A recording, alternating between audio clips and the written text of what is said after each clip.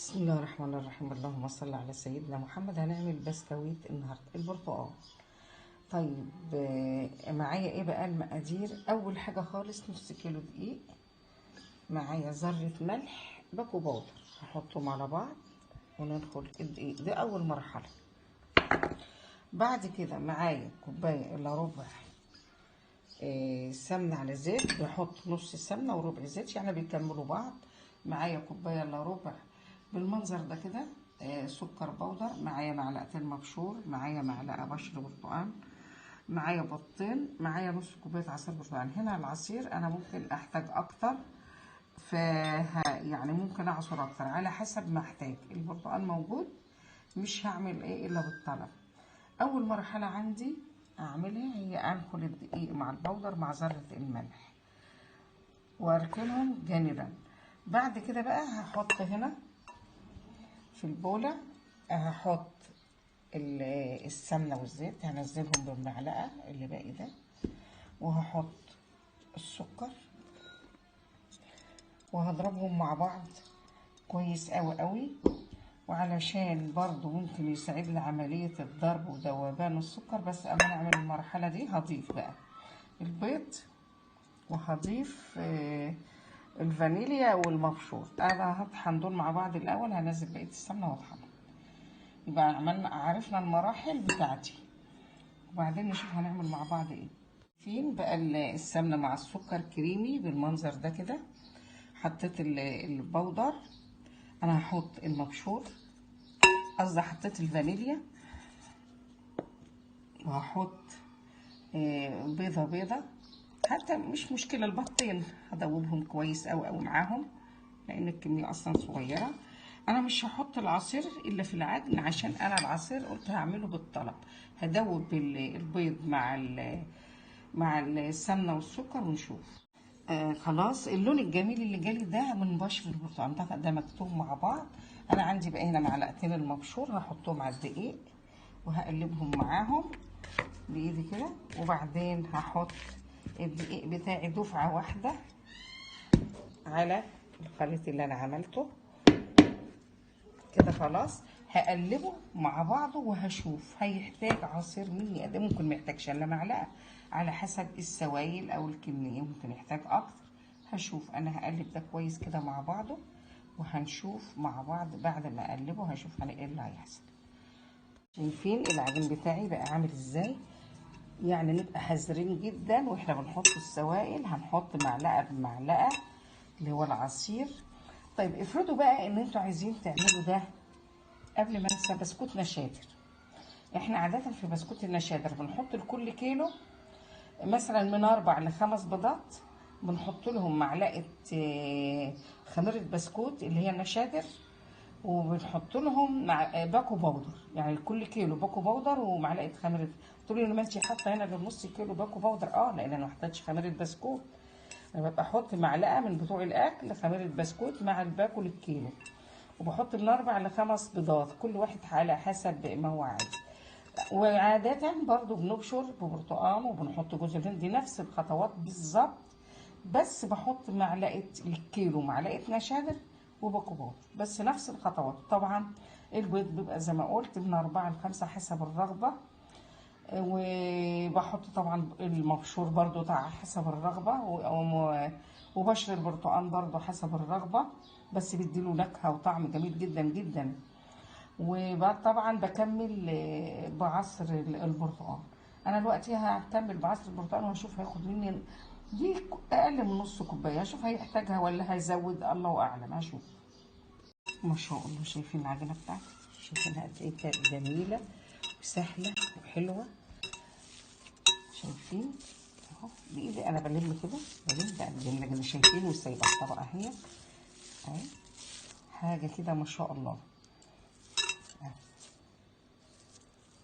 سهلة التشكيل وجميلة جدا، ما خدتش مني اقل من نص. يعني شوفوا فاض منها ايه، حوالي معلقتين، ما خدتش كمية البرتقال اللي انا عاملاه.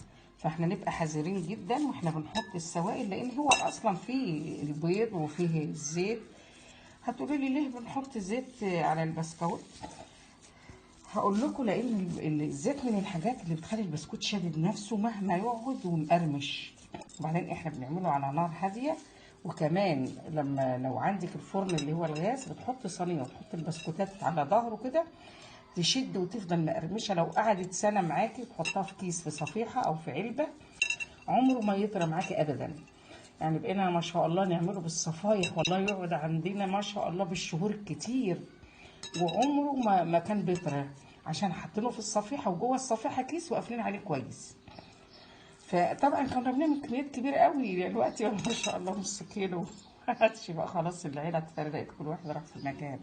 الحمد لله. المهم احنا بنحط الزيت ونخليه على نار هاديه جدا واحنا بنسوي. انا كده خلاص هغطيه بكيس. وانا هنا بقى ما عنديش ماكينه، هشوف يا اما هعمله بالقمع يا اما هعمله بالقطاعات، حسب ما اشوف. هجرب كده وهنشوف مع بعض. هغطيه دلوقتي وهشوف. هحط كده على كيس تحت وكيس فوق، وهفردها بديت او بايدي على حسب. وبعدين عندي القطاعات، هختار عندي اشكال كتيره. هعمل بالقطاعات وهحط في صينيه عند الصواني. هذه الصينيه مدهونه زيت، صواني ألمونيا مدهونه زيت. وهعمل اشوف الاشكال اللي هعملها. يعني مثلا كده هوريكم مثلا سمك العجينه عايزاه يبقى قد ايه. مش عايزاه ولا رقيق قوي ولا معقول قوي كده ولا تخين. او مثلا وليكن هنبدا مثلا بالقالب اهو كده، وجنبه برضو كده. يعني افضل في العجينه كلها لما شكل القلب يخلص بالمنظر ده كده كده كده. طيب انا بعمل ايه؟ بقوم جايبه، لو انا عندي بقى مكنه بتريحني خالص، بتحط وتلف بسرعه جدا في المكنه، وهشيل بالراحه خالص كده بالسكينه، او هحط ايدي تحت الكيس بالمنظر ده كده. طبعا الايد التانيه بتشيل، وهرص في الصينيه بالمنظر ده كده. وهكذا لما اخلص الكميه بتاعتي على حسب الاشكال اللي انا بعملها، وهنشوف النتيجه مع بعض. خلصت الكميه بتاعتي، عملوا لي 4 صواني هما. لسه بقى دلوقتي ايه هخبزهم ونشوف النتيجه مع بعض. يلا شايفين التسويه، وانا بقلب الصينيه دايرها من ناحيه لناحيه كل شويه. دي بدات تحمر، وشوفوا مين اللي هوريكم اللي خرجوا. اما اقفل كده دقيقتين، احطهم على ظهر الفرن شايفين من تحت، وقلبتها بقى على وشها علشان يشد معايا. انا قلبها كده عشان تتحمص، علشان يبقى جميل وأغفى على الريحه والطعم. برضه قلبته على وشه علشان يبقى شادد من ناحيتين ومقرمش كده وجميل ومفتح وحلو قوي ما شاء الله.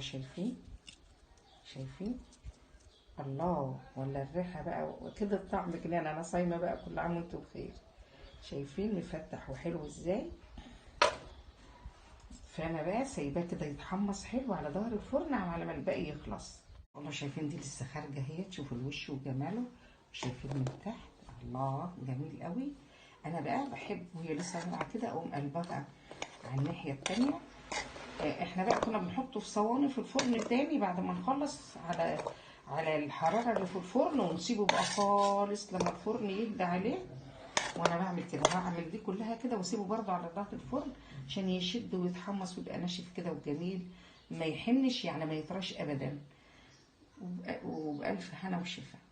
ما شاء الله اخر الصينيات اللي بقت اهي، والباقي اهوت الحمد لله. هما النص كيلو عمل لي 4 صواني ما شاء الله، لا قوه الا بالله، البركه ما شاء الله. وهسيبه بقى كده لما يحمص في الصواني. انا هلمه كله في صينيه واحده واحطه في الفرن. طبعا الفرن مقفول يا دوب بس على الحراره عشان يشد الحراره اللي باقيه. النار خلاص اتقفلت. هقلب دي برضو زي اخواتها كده زي ما انا بعمل، علشان الوش يحمص يبقى جميل زي الظهر. شايفين؟ بس اما اخد صوره بقى الاول منها ان شاء الله.